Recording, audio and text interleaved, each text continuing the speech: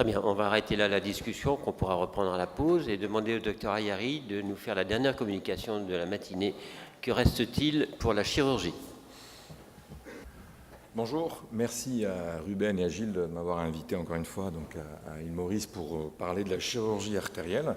Donc moi j'ai compris par cet exposé donc, que nous reste-t-il à nous pauvres chirurgiens pour pratiquer notre métier qu'on a appris pendant toute notre internat et notre clinique.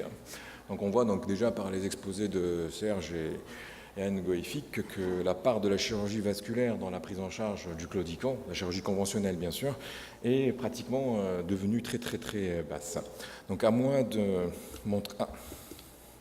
Donc actuellement, donc, la prise en charge d'un patient claudiquant est prise en charge par trois possibilités. Donc l'exercice médical supervisé, donc, qui a largement fait ses preuves, mais qui se heurte quand même, il faut le dire, vous l'avez dit tout à l'heure, donc, que 30% des patients seulement utilisent leur traitement.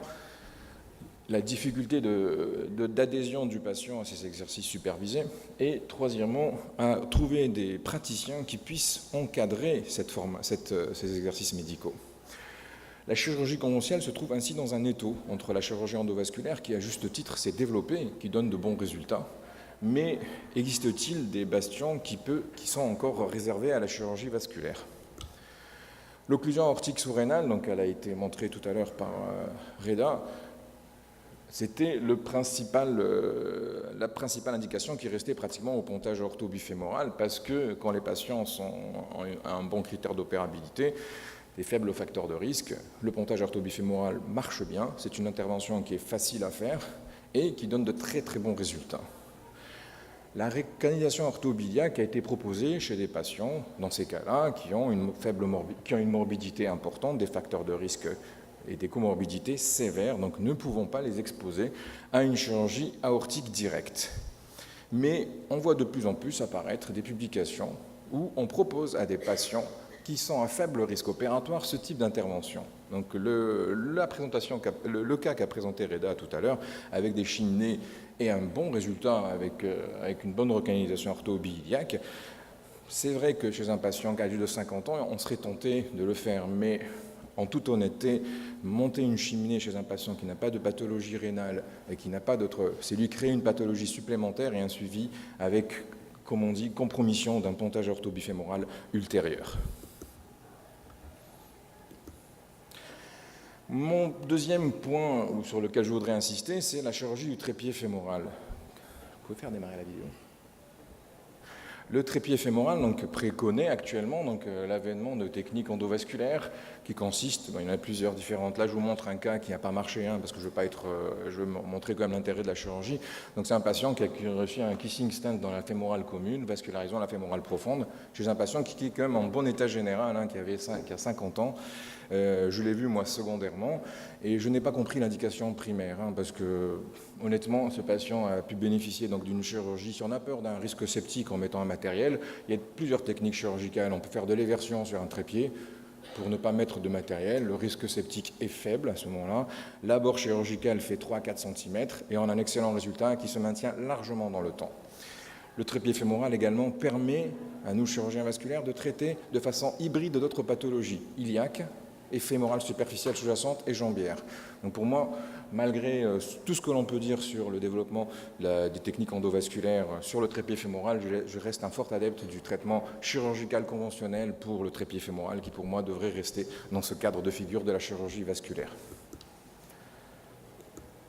Les anévrismes poplités thrombosés essentiellement, parce que les anévrismes poplités actuellement, la mode va plus faire l'hémobane, bien qu'on n'ait pas de résultats vraiment probants. En ce qui concerne les anévrismes poplités thrombosés, je préfère également réaliser ce qu'on appelle un pontage fémoro-poplité ou même fémoro-jambier pour un claudiquant, car remettre en circulation un anévrisme poplité qui a un fort risque potentiel emboligène distal me paraît illusoire vis-à-vis d'un pontage qui exclut ce risque. Les restaurations du segment fémoro-poplité, on fait tous d'endovasculaire et je pense qu'on a raison de le faire parce que c'est vraiment un bénéfice majeur qui a été amené pour les patients, leur proposer une restauration par dilatation. Donc actuellement, on a des publications qui montrent des taux de perméabilité qui sont quasiment identiques, mais il faut savoir que les patients qui sont opérés chirurgicalement sont plus des TASC C et D que des TASC A et B qui ont bénéficié d'une dilatation. Ce qui est vrai que si on fait actuellement une publication sur le résultat du pontage fémoro-poplité, on aurait des résultats de perméabilité qui seraient inférieurs aux résultats des séries initiales historiques qui montraient celle d'Abourama, qui montraient des taux de perméabilité très très acceptables parce qu'on n'opère plus les mêmes patients.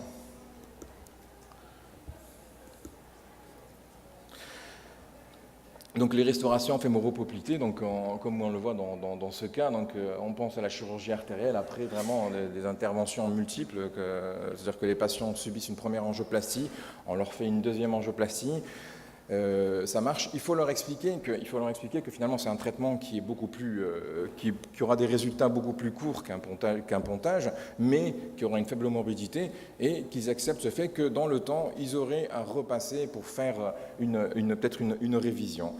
Le principal problème du segment fémoro-poplité, c'est les lésions longues et les occlusions intégrales de la fémorale superficielle pour lesquelles, on a vu, les résultats sont nettement moins bons que ceux d'un pontage. Mais on a toujours des possibilités de les revasculariser. Et comme Yann en a parlé tout à l'heure, pour ces rosténoses intrastantes, l'intérêt des dispositifs induits reste encore à déterminer, bien que certaines études montrent l'intérêt d'utilisation de ballons actifs. Point.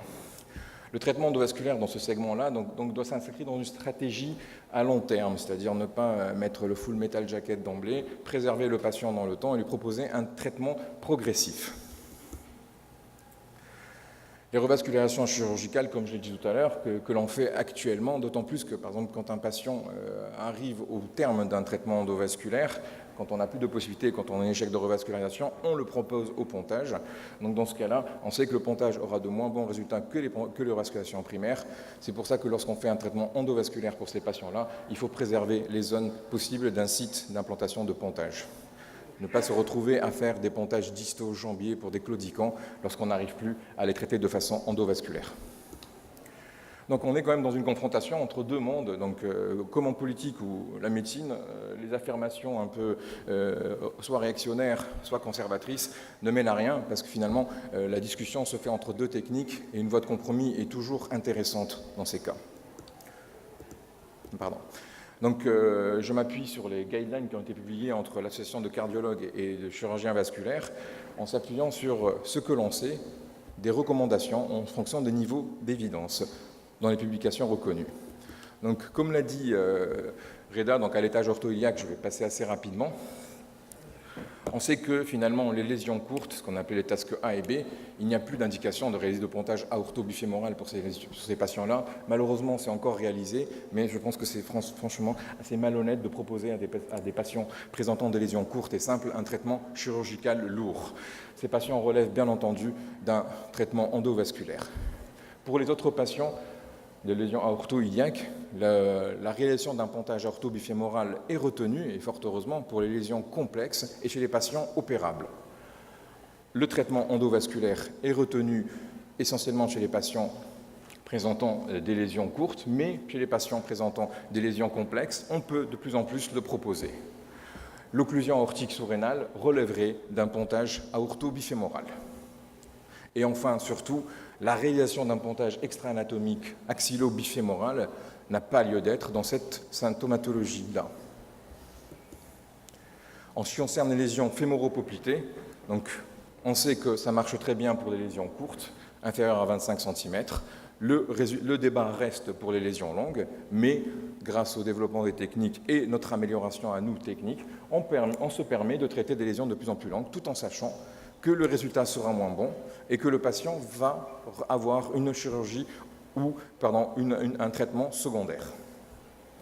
Je ne parlerai pas des ballons actifs puisque ça a été déjà évoqué dans un débat précédent. Donc, la réalisation d'un pontage n'est pas une chose qui est prescrite de première intention, elle est recommandée avec une bonne classe de recommandation et un bon niveau scientifique chez les patients, et donc ayant une occlusion de la fémorale superficielle ou une lésion supérieure à 25 cm, avec une bonne espérance de vie et une utilisation d'une bonne veine saphène. L'utilisation de prothèses peut être également utilisée. Pour ma part, je ne préfère pas, mais bon, en l'absence de veine saphène, c'est une recommandation.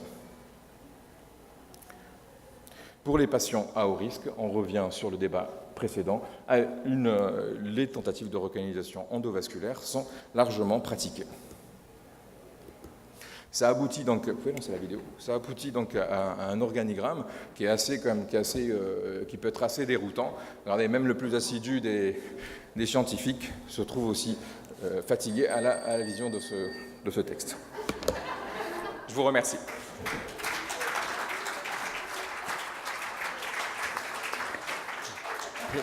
Belle diapo de fin. Merci pour cette communication. En effet, je pense qu'il y a des questions dans la salle.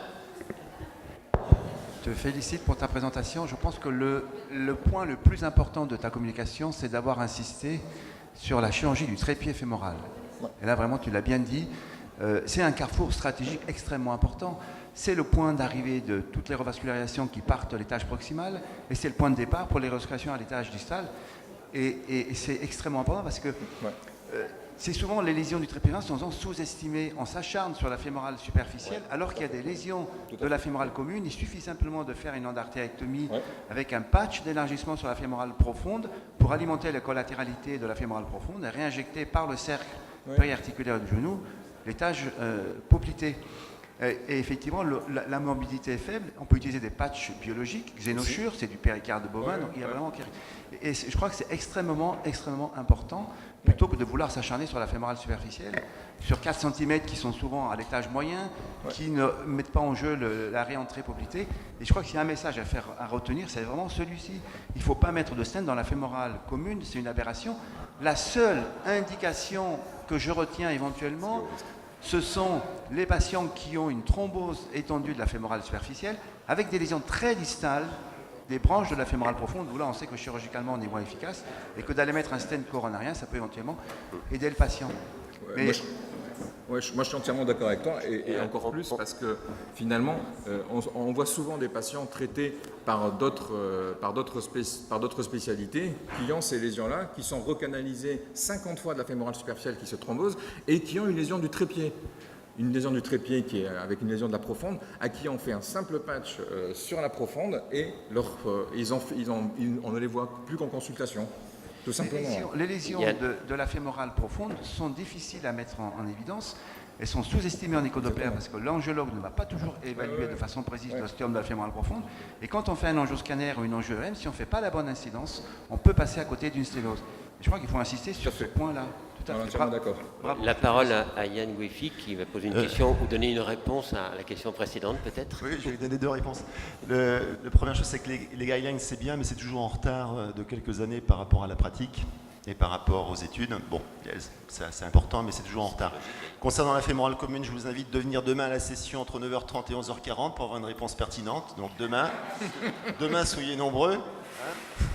Et concernant la fémorale superficielle, il y a un de mes collègues belges, Koundelouz, là, qui, alors c'est pas encore communiqué, mais j'ai vu les premiers résultats, qui est l'étude qui s'appelle Zilverpass. C'est la première étude randomisée qui a comparé le pontage FemPop versus le traitement endovasculaire. Le traitement endovasculaire, c'est traitement par stent actif Zilver-PTX. L'étude randomisée, le critère primaire, c'est la perméabilité. Une perméabilité qui a été également bien étudiée, puisque le problème quand on compare perméabilité de stent et de pontage, c'est très difficile, en tout cas sur des études des registres, parce que ce n'est pas les mêmes données.